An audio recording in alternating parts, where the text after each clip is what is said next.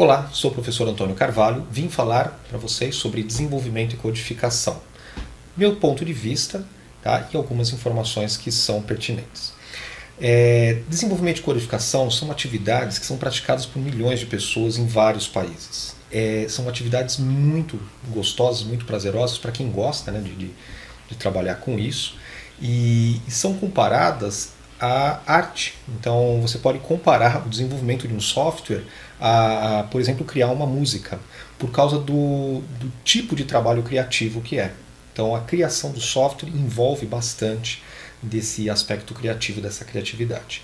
Alguns softwares eles são elaborados com princípios, boas práticas e padrões de projetos e princípios de padrões de projetos, e aí eles possuem tudo isso para que eles possam ser atualizados no futuro. Tá?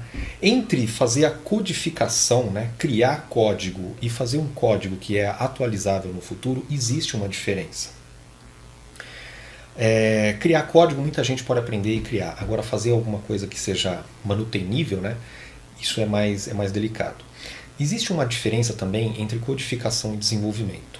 Codificação é o trabalho, é a atividade que consiste em transformar algo em uma linguagem, em uma língua, para uma outra língua. Então, por exemplo, quem faz código transforma normalmente instruções que nós temos no nosso português para instruções que são compreensíveis no computador, sejam uma linguagem de alto nível ou de baixo nível. O desenvolvimento ele pressupõe o uso de boas técnicas de programação, engenharia de software, para criar um código que na verdade não é um código que vai ser utilizado apenas uma vez e descartado. Ele vai ser modificado ao longo dos anos. Fazer software, fazer código todo mundo faz, fazer software é algo mais diferente, é mais complexo. Para isso existe a engenharia de software. A engenharia de software vem se modificando ao longo de anos e com isso ela modifica alguns paradigmas. Então, nos anos 50, 60, quando os computadores ainda estavam incipientes, que era o início deles, muitos códigos eram feitos com uma linguagem imperativa e utilizavam comandos como goto, ou eram feitos em assembly também, que tinham desvios não condicionais, desvios totalmente imperativos. Então, no meio do seu código, de repente havia um desvio para uma outra parte do código. E isso permitiu a criação de diversos softwares, mandando um homem para a Lua dessa forma. Só que o uso desses desvios tornava como é que se diz? Os códigos eles não podiam ter uma certa complexidade, quer dizer, eles não podiam ter uma certa sofisticação, porque na hora que a gente fosse criar softwares, criar códigos, eles se tornavam cada vez mais complexos para prover poucas funcionalidades, por causa desses desvios imperativos. Nos anos 70, uma turma de pesquisadores, que é o Steven Meyer e o Constantini, eles criaram um outro paradigma. Na verdade não foi eles criaram, né, mas eles cunharam um outro paradigma, que era o paradigma do desenvolvimento estruturado, da programação estruturada, onde não haviam mais esses saltos imperativos, né, e todos os desvios eles eram baseados em condições, que são os desvios que a gente conhece condicionais, o if, os whiles da vida, fors, loops repeats, until, essas coisas. Esses desvios, todos eles implicam que existe uma condição próxima. Porque o programador, quando ele olha um código, se esse código possui um desvio imperativo, ele gasta muito tempo para tentar entender o que é aquele desvio, né? Por que aconteceu aquilo. Agora, quando há esses laços estruturados, você consegue olhar o laço e você já entende aonde ele começa, aonde ele termina e quantas vezes ele vai executar. Pelo menos nos laços contáveis, né? Nos laços while pode ser que tenha um pouco mais de complexidade, mas é muito mais fácil do que um desvio imperativo. Um pouco mais adiante, um grupo de programadores passou a ver o sistema não como um monte de código que chama um ao outro, mas sim como elementos estruturados, como se fossem objetos. E o Alan Key foi um cara que cunhou esse termo de programação orientada a objetos. E nessa programação orientada a objetos, o que era o excelente? Qual que era a parte de excelência? Era justamente fazer o seu sistema como uma série de objetos que iam se conversando, trocando mensagens uns com os outros. Isso permitiu que a gente criasse softwares com muito mais complexidade, e o uso da orientação a objeto permite que o software seja melhor organizado. Então a gente consegue aumentar a complexidade e, claro, continua dando manutenção, né? O software continua sendo manutenível mesmo sendo bem complexo, por causa dessa organização orientada a objetos. Um pouco mais adiante, surgiu alguns princípios de orientação a objetos. O princípio da Liskov, por exemplo, o princípio do aberto-fechado, o princípio de segregação de interfaces. E teve um cara que despontou nisso, que é o cara chamado Robert Martin, o famoso Tio Bob. O Tio Bob, ele, na verdade, ele pegou 5 princípios, né? E cunhou isso num artigo de acho que 37 páginas mais ou menos. E nesse artigo ele coloca esses 5 princípios. Então são os 5 princípios que ele chamou de SOLID, né? O primeiro é Single Responsibility Unit, ou seja, que os objetos eles têm que ter uma responsabilidade única e bem definida. O segundo, que é do SO, né, para o Solid, SO, que é o Open Closed, ou seja, as classes elas têm que estar abertas para herança e fechadas para modificação. O terceiro, que é o L, é o princípio de Liskov. O quarto, que é desculpa, LLI Solid, interface segregation, que é o princípio de segregação de interface. O princípio de Liskov é quando um objeto se parece com algo, né, e ele tem as características de algo, ele tem os comportamentos de algo, então ele é considerado algo, né? Então se você tem um pássaro que nada como um pato, voa como um pato, parece com um pato, então ele é um pato, tá? Aí falamos do I, do Interface Segregation, então a gente sempre separa as interfaces de forma a torná-las mais coesas, né, ou com poucas responsabilidades e bem segregados, se você puder segregar, porque isso vai permitir a reusabilidade dessas interfaces e reusabilidade das outras classes também que implementam essas interfaces. E por último a gente tem o Dependency Injection, que na verdade foi trocado o termo Dependency Injection, na verdade não é Dependency Injection, era inversão de dependência, que na verdade consiste em você ter uma agregação e dar uma classe principal tendo uma agregação, e aí você pode trocar essa agregação colocando alguém de fora, troca essa agregação sem que a classe precise conhecer como que ela vai produzir aquela agregação. Então ela tem uma agregação e alguém vai lá e injeta essa agregação nela, e aí ela passa a trabalhar com aquela agregação. Então essa inversão de dependência, isso daí foi... O Robert Martin pediu uma mudança nisso, né? Então ao invés de inversão de dependência, virou Dependency Injection, injeção de dependência. Que mais? Então esses 5 princípios do Solid aí foram cunhados aí pelo Robert Martin. Na verdade outras pessoas descobriram, mas ele juntou tudo isso no artigo e isso ficou muito famoso. Um pouco antes até disso, acho que antes desse artigo mesmo, teve o grupo da Gangue dos Quatro, que é o Eric Helms vs Slide Johnson, acho que é alguma coisa assim, Richard Helms Johnson vs Slide, e o Eric, que eu não lembro o nome dele. Eles pegaram uma série de padrões de projetos, se eu não me engano são 24 padrões de projetos, dividiram em 4 categorias grandes. E o que são esses padrões de projetos? São técnicas que a gente pode utilizar, ou melhor, técnicas não, digamos assim, são soluções que a gente pode utilizar, mas não são uma solução pronta, é uma solução meio abstrata, do que a gente pode utilizar para resolver uma série de problemas que são recorrentes. Porque no desenvolvimento a gente encontra diversos problemas, e aí aplica-se esses tipos de padrões para poder resolver esses problemas usando melhores práticas possíveis. Muito bem. Então esses 4 caras ficaram conhecidos como a Gangue dos Quatro, e eles fizeram um livro sobre padrões de projetos e reusabilidade de softwares em sistemas orientados a objetos.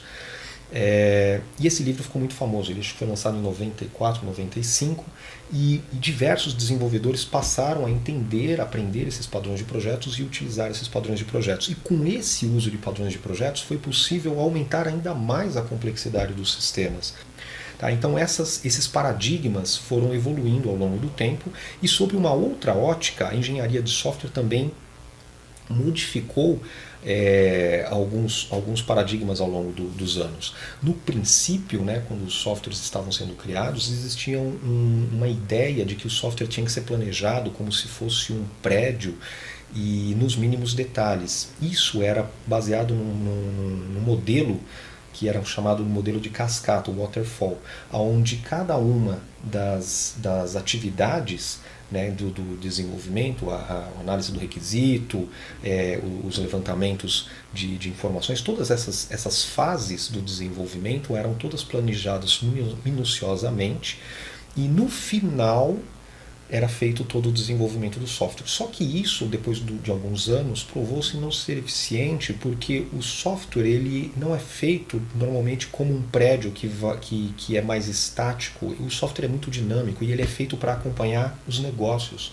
E os negócios das empresas mudam com uma constância, mudam com uma velocidade muito grande. Então, para evitar que o software seja planejado e na hora que ele for implementado ele já seja ineficiente, surgiu um outro paradigma de desenvolvimento baseado num modelo que é chamado de ágil. O modelo ágil, ao invés de ele planejar todo o software num ciclo gigante e depois no final fazer a implementação, ele trabalha com várias iterações pequenas. Então são iterações que coletam os requisitos, fazem um backlog, trabalha nesse backlog, entrega para o cliente e depois faz uma revisão e cria-se novos requisitos, novo backlog, entrega esse backlog e o cliente sempre vai ter entregáveis ao longo do tempo e todos esses entregáveis eles estão mais alinhados com o negócio. É muito melhor você fazer vários entregáveis e criar um software alinhado com o negócio do que um grande software extremamente planejado, mas que quando ele for implementado já não serve mais para aquela situação, tá? Ou está defasado. Então essas duas vertentes aí de paradigmas, né? Um sobre como que desenvolve tecnicamente, né? Como que desenvolve tecnicamente, e o outro como que gere o desenvolvimento de um software. Esses paradigmas eles também foram recheados, ou melhor, suportados por uma infraestrutura. Antigamente, os desenvolvedores eles precisavam criar todos os backups ou manter os backups dos seus códigos todos atualizados, né? Então havia uma preocupação enorme sobre isso. Com o passar dos anos, foram surgindo ferramentas de versionamento de código. E essas ferramentas elas acabaram ajudando muito os desenvolvedores, porque ao invés do desenvolvedor se preocupar em guardar backup e ter a temer fazer aquelas modificações por acabar perdendo um código funcional que poderia acontecer, e isso acontecia várias vezes, as ferramentas passaram a prover essa garantia para o desenvolvedor. Então o desenvolvedor fazia o software e se precisasse fazer modificações, ele fazia modificações sem se preocupar em perder a versão, porque a qualquer momento ele podia voltar como se voltasse uma fita, né? Falava, não, eu quero ver o software exatamente nesse ponto aqui. Então era possível retroceder como se estivesse retrocedendo uma fita. Essas ferramentas foram evoluindo, né? Criou-se uma nova profissão, que são hoje os DevOps. Os DevOps eles passaram a ser as pessoas chaves para poder montar toda aquela infraestrutura para desenvolvimento e garantir que sempre os códigos, toda vez que eles fossem modificados, ou uma nova patch, uma nova release, um novo requisito sendo atendido, esses softwares iriam ser testados. Para isso utilizou-se aquele tipo de teste que a gente conhece como Test Development Driving, ou Drive Development, que é o desenvolvimento baseado em testes, né, orientado para testes. Então o que acontece? Antes mesmo do programador criar um código, ele primeiro cria um caso de teste e depois ele cria o código para aquele caso de teste. E aí esses testes bem estruturados, eles passaram a integrar dentro dessa parte de DevOps, num que eles chamam de um ciclo contínuo de desenvolvimento, de entrega. Então, o ciclo contínuo, cada vez que você produz, cada vez que o desenvolvedor produz um novo software, uma nova release, ele automaticamente é testado e automaticamente é construído e deixado para produção. Ou seja, ele mesmo que você tenha uma equipe grande, com várias pessoas contribuindo com o software, ele sempre é testado, de forma que no final, mesmo que tenham várias modificações, é possível assegurar que aquele código continua funcionando, porque os testes unitários estão todos sendo executados a cada instante. Então o desenvolvimento baseado em testes ele possibilita o teste automatizado de uma maneira mais fácil, né? Você consegue criar e executar o seu software e testar simultaneamente. Quando você não cria o software com esses testes todos do teste do desenvolvimento baseado em testes, a gente acaba tendo um pouco mais de receio de fazer modificações porque precisa testar. Tá? Então, modificar e manter essa infraestrutura necessária, que é a atividade do DevOps, permitiu que a gente tenha serviços de repositório de código, a gente pode executar testes a cada modificação, a gente pode aceitar diversas modificações de diversas pessoas de um time grande, contribuindo todos com uma mesma aplicação, cada um com um ponto, é claro, para não dar confusão. E a gente pode também produzir e manter diversas versões do código, não apenas, puxa, fiz um release e agora o que eu vou fazer com a versão antiga. Então a gente consegue manter várias versões simultaneamente ativas, né? E todas elas controladas pelo nosso sistema de repositório de código. Então tudo isso inaugurou uma nova fase do desenvolvimento de sistemas. Então fazer código, codificar, consiste em transformar de uma língua para outra, mas o desenvolvimento ele consiste em algo muito superior. Ele tem muito mais nuances, tem muito mais estudo, pesquisa, planejamento do que apenas transformar de uma língua para outra. Então esse é o meu depoimento aí. Obrigado, espero que tenha ficado bom. Até mais.